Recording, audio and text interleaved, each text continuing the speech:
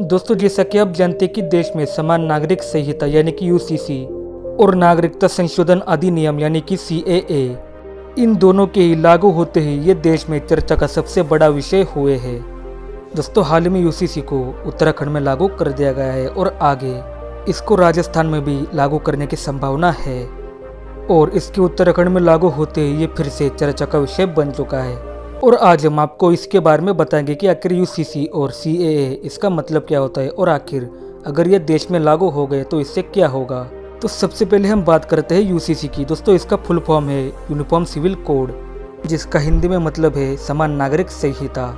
यानी कि भारत के जितने भी नागरिक हैं उन सबके ऊपर एक ही कानून लागू होगा, चाहे उसका धर्म कोई भी हो, चाहे मुस्लिम, हिंदू या फिर क्रिश्चियन या फिर जैन, बुद्धिस्ट या पारसी या फिर सिख, सभी के लिए एक ही नियम होगा।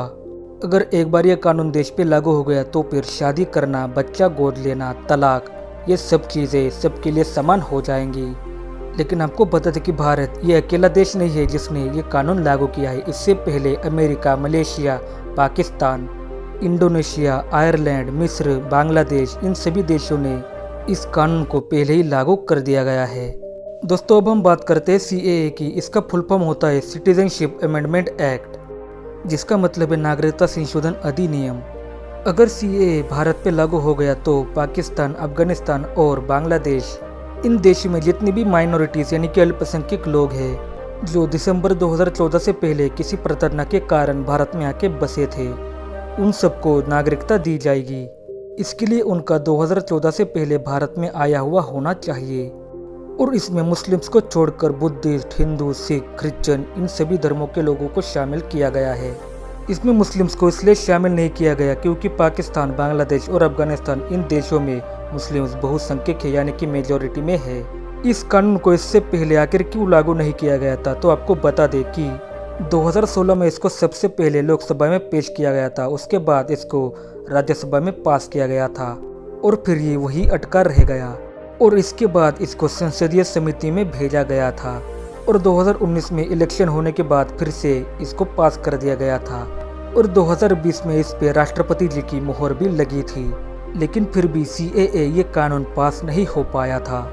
कुछ लोगों ने इसके खिलाफ आंदोलन किया था क्योंकि उनके हिसाब से ये कानून समानता नहीं ला सकता है और गवर्नमेंट का एक तर्क था कि इसके बिना लैंगिक समानता ये लागू नहीं हो सकती है। प्रदर्शनकारियों का कहना था कि इससे समानता बिल्कुल भी नहीं आ सकती क्योंकि इससे तलाक और दूसरे धर्मों की शादी से जुड़े मामले और भी ऐसे दूसरे धर्मों से जुड़े मामले, इसके ऊपर कानून कैसे लाया जा सकता है। यानी कि अगर कोई बच्चा गोद लेता है तो उसका क्या होगा, तलाक हुआ तो सरकारी भत्ता किसे मिलेगा और संपत्ति किसे मिलेगी। और इस कानून का सबसे ज़्यादा विरोध नॉर्थ ईस्ट में हुआ था। आइए एग्जाम्पल से समझते हैं।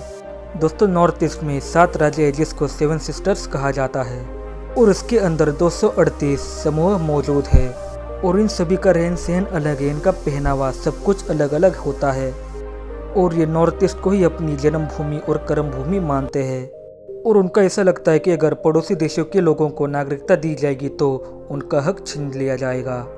इसीलिए इस कानून का सबसे ज़्यादा विरोध नॉर्थ ईस्ट में ही हुआ था।